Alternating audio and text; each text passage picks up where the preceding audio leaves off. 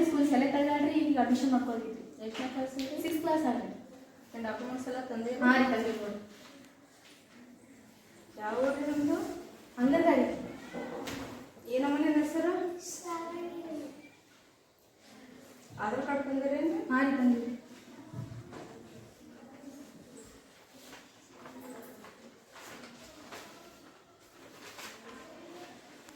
Documents ಎಲ್ಲ correct ಅವ ರೀ?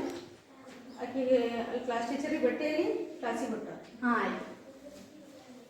ಅಡ್ಮಿಷನ್ ಆಯಿತು, ಈಗ ನೀನು ಚೆನ್ನಾಗಿ ಓದ್ಕೋ.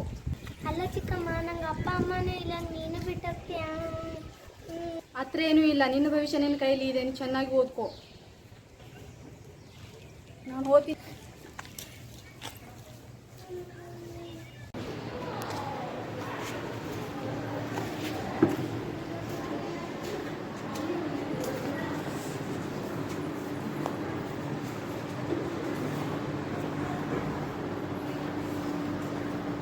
ನಿಮ್ಮ ಹೆಸರೇನು? ನನ್ನ ಹೆಸರು ಶ್ರಾವಣಿ. ರಿಸಲ್ಟ್ ಎಷ್ಟು? ರಿಸಲ್ಟ್ 25.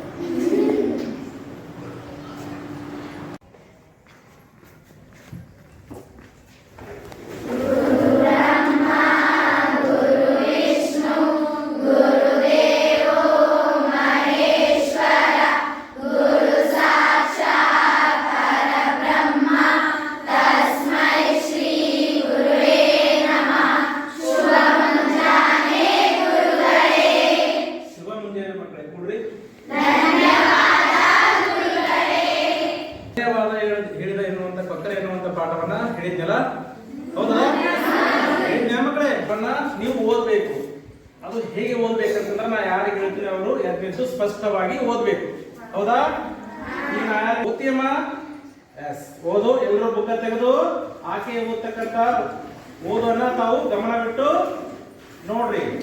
ಧನ್ಯವಾದ ಹೇಳಿದ ಕೊಕ್ಕರೆ. ಒಂದೂರಿನಲ್ಲಿ ಬಡ ರೈತ ದಂಪತಿಗಳು ಇದ್ದರು. ಅವರಿಗೆ ಹರಿ ಎಂಬ ಮಗನು ಇದ್ದನು.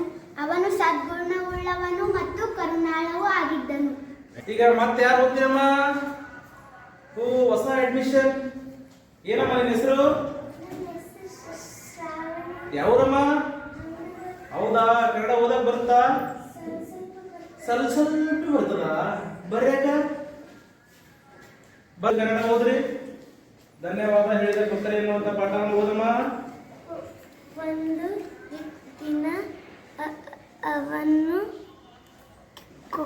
ಕೊಳ್ಳುವವರ ಬಳ ಹೋಗುತ್ತಾಗ ಹುಲ್ಲಿನ ಮೇಲ ಬೀಳ ಕೊಕ್ಕರೆ ಓದ್ಬೇಕು ಇನ್ನು ಸ್ಪಷ್ಟವಾಗಿ, ಯಾಕಂದ್ರೆ ನೀನು ಕನ್ನಡ ಚೆನ್ನಾಗಿ ಸ್ಪಷ್ಟವಾಗಿ ಓದಕ್ ಬರಲಾಗ್ಯದ. ಆಮೇಲೆ ಏನಪ್ಪಾ ಅಂದ್ರೆ ನೀನು ಚೆನ್ನಾಗಿ ಅಭ್ಯಾಸ ಮಾಡು, ನಾವು ಅಭ್ಯಾಸ ಮಾಡಿಸ್ತೀವಿ. ಕನ್ನಡವನ್ನ ಚೆನ್ನಾಗಿ ಸ್ಪಷ್ಟವಾಗಿ ಓದ್ಬೇಕು. ಏನು ನಾವಣಿ ಪುಟ ಒಂದು ಗುಡ್ ವಿಷಯ ಏನಪ್ಪಾ ಅಂತಂದ್ರ, ನೀನು ಜವರಗಿ ಮೊರಾರ್ಜಿ ದೇಸಾಯಿ ಬಾಲಕಿಯರ ವಸತಿ ಶಾಲೆಗೆ ಏನು ಪ್ರವೇಶಾತಿ ಸಿಕ್ಕದಿಲ್ಲ, ಬಹಳ ಒಂದು ಒಳ್ಳೆಯದು. ಯಾಕಂತಂದ್ರ ಇಲ್ಲಿ ಇರತಕ್ಕಂತ ಶಿಕ್ಷಕರು ಒಳ್ಳೆ ಬೋಧನೆ ಮಾಡ್ತಾರ. ನೀನಪ್ಪ ಅಂದ್ರೆ ಓದಾಕ ಬರೆಯಕ ಮತ್ತೆ 10ನೇ ತರಗತಿ ಒಳಗೆ ಉತ್ತಮವಾದಂತ ಅಂಕಗಳನ್ನು ಪಡೆದುಕೊಳ್ಳಲು ಸಾಧ್ಯ ಆಗ್ತದೆ. ಅಂತ ಒಂದು ಶಾಲೆಯನ್ನ ನೀನು ಆಯ್ಕೆ ಮಾಡಿಕೊಂಡಿದ್ದಕ್ಕೆ ಅತ್ಯಂತ ಹೃತ್ಪೂರ್ವಕವಾದಂತ ಧನ್ಯವಾದಗಳು. ಆಯ್ತು ಸರ್, ಇನ್ನು ಮುಂದೆ ಚೆನ್ನಾಗಿ ಓದ್ತೀನಿ ಸರ್. ಆದರೆ ಇನ್ನು ಮುಂದೆ ಚೆನ್ನಾಗಿ ಓದಬೇಕು, ಚೆನ್ನಾಗಿ ಓದ್ತೀನಿ.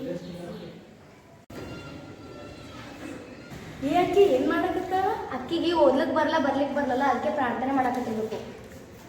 ಹೌದಾ? ಚಂದಾಗಿ ಓದ್ಬೇಕಲ್ಲ.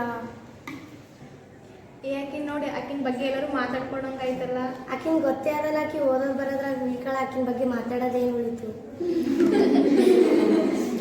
ನಮ್ಮ ಸ್ಟಾಪರ್ ಯಾರಾದ್ರೂ ಹೇಳಿ. ಹೌದು, ಏನು ಕರೆ ಆಗ್ತಾರ? ನಮ್ಮ ಟಾಪರ್ ಯಾರು ಇಲ್ಲಿ? ಹೌದಾ? ನಿಮ್ಮ ಸ್ಟಾಪರ್ ಯಾರು? ಒಂದು ಕ್ವಶನ್ ಕೇಳ್ತೀನಿ, ಆನ್ಸರ್ ಮಾಡ್ತೀರಿ? ಕೇಳು. ಎ ಆಗುದು ಏನ್ ಬರ್ತದ? ಅಯ್ಯೋ, ನಿನಗೆ ಅಷ್ಟು ಗೊತ್ತಿಲ್ವಾ? ಸಿ ಬರ್ತದ. ಏನೋ ನಮ್ಮ ಕ್ಲಾಸವ್ರ ಆಕಿ ನೋಡಿ ಎಷ್ಟು ನಗ್ಲಕತ್ತ. ನಾವು ಬಾ ಏನ್ರಿ ಹೆಲ್ಪ್ ಮಾಡು. ಹೌದು, ಕರೆ ಬಾ ಹೋಗೋಣ.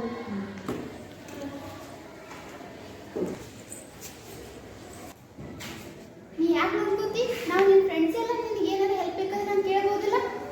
ಹ್ಞೂ ಆಯ್ತು ಗೌರಿ, ನನ್ಗೆ ಏನಾರು ಡೌಟ್ ಇತ್ತಂದ್ರೆ ನಾನು ನಿನ್ನ ಬಲ್ಲ ಕೇಳ್ತೀನಿ. ಒಮ್ಮೆ ಚೆನ್ನಾಗಿ ಓದೋಣ ಎಲ್ಲರೂ ಸೇರಿ ಫ್ರೆಂಡ್ಸ್.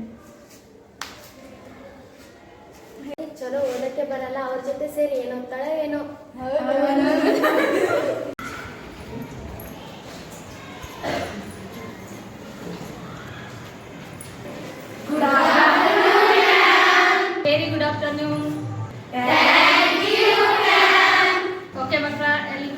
SSLC ಓದ್ತಾ ಇದ್ದೀರಾ. ಇನ್ನು 4 ತಿಂಗಳಲ್ಲಿ ಎಕ್ಸಾಮ್ ಇದೆ ನಿಮಗೆ. ಎಲ್ಲರೂ ಚೆನ್ನಾಗಿ ಓದಿ ಈ ಶಾಲೆಗೆ ಮತ್ತೆ ನಿಮ್ಮ ತಂದೆ ತಾಯಿಗೆ ಒಳ್ಳೆ ಹೆಸರು ತಗೊಂಡು ಬರಬೇಕು.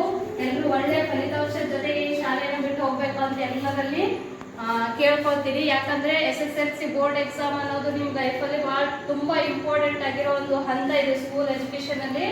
ನೀವು ಕೊನೆಯದಾಗಿ ಎಕ್ಸಾಮ್ ಹತ್ರ ಬಂದಿದ್ದೀರಾ. ಎಲ್ಲರೂ ಒಳ್ಳೆ ಸ್ಟಡಿ ಮಾಡಿ ಒಳ್ಳೆ ಫಲಿತಾಂಶ ತಗೊಂಡು ಈ ಶಾಲೆಗೆ ಒಳ್ಳೆ ಹೆಸರು ತಂದು ಈ ಶಾಲೆಯಿಂದ ಹೊರಗಡೆ ಹೋಗ್ತೀರಾ ಅಂತ ಬಯಸ್ತೀನಿ. ಅದ್ರ ಜೊತೆಗೆ ಬಾರಿ ಶ್ರಾವಣಿಗೆ ಆಟ ಆಡಕ್ ಕರ್ಕೊಂಡು ಶ್ರಾವಣಿ ಬಾ, ಏನ್ ಹೋಗ್ತೀಯ? ಆಟ ಆಡಕ್ ಹೋಗೋಣ. ನಾವೆಲ್ಲ ನಾವು ಓದ್ಬೇಕು. ಬಾ, ಓದೋರು ಏನ್ ಮಾಡಿದ್ರೆ ಆಟ ಆಡಕ್ ಹೋಗೋಣ. ನಾವು ಮುಂದೆ ಸಾಧನೆ ಮಾಡ್ಬೇಕು. ನಾವು ಆಟ ಆಡಕ್ ಬರಲ್ಲ. ಈ ಪ್ರಾಬ್ಲಮ್ ಯಾಕೆ ಕರೆಕ್ಟ್ ಆಗಲಾಗಿದೆ ಸರ್? ಈಗ ಸ್ವಲ್ಪ ಡೌಟ್ ತಿಳ್ಕೊಂಡ್ರಿ. ಸರಿ, ಓಕೆ,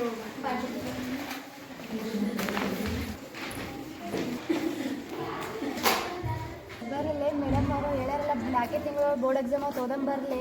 ಹೌದ್ರಲ್ಲೇ ಮೇಡಮ್ ಅವ್ರು ಹೇಳ್ಯಾರ 4 ತಿಂಗಳೊಳಗೆ ಎಕ್ಸಾಮ್ ಅಂತ. ನಿನ್ಗೇನ್ ಅನಿಸ್ತಿಲ್ಲ? ಈಗ ಒಂದು ಸಾಂಗ್ ನೆಟ್ಕೊಂತದ್ದು. ಯಾವ್ದು ಹೇಳು. ಅದೇ ಒಂದೊಂದ್ಲ ಒಂದು ನಮ್ದೋಗು ನೂರಂದು ಯಾರ್ ಕಂಡಿದ್ದು ಈ ಎಜುಕೇಶನ್ನು ಒಂದಾದ್ಮೇಲೊಂದು ಅದ್ರ ಹಿಂದೆ ಮತ್ತೊಂದು ವಾರಕ್ಕೆ ಒಂದು ಶಾಲೆಯಲ್ಲಿ ಮುತ್ತಿನಂತ ಮಕ್ಕಳು ಬಡವರ ಮಕ್ಕಳಿಗೆ ದಾರಿ ತೋರ ಗುರುಗಳು ಶಿಕ್ಷಕರ ಮಾತುಗಳ ಮಕ್ಕಳಿಗೆ ಹೇಳ್ತಾರೆ ನೋಡಿ ದಾರಿ ತೋರ್ತಾರೆ ನೋಡಿ. ಶಿಕ್ಷಕರ ಮಾತುಗಳ ಮಕ್ಕಳಿಗೆ ಹೇಳ್ತಾರೆ ನೋಡಿ ದಾರಿ ತೋರ್ತಾರೆ ನೋಡಿ. ಮೊರಾರ್ಜಿ ಶಾಲೆಯಲ್ಲಿ ಮುತ್ತಿನಂತ ಮಕ್ಕಳು ಬಡವರ ಮಕ್ಕಳಿಗೆ ದಾರಿ ತೋರ ಗುರುಗಳು.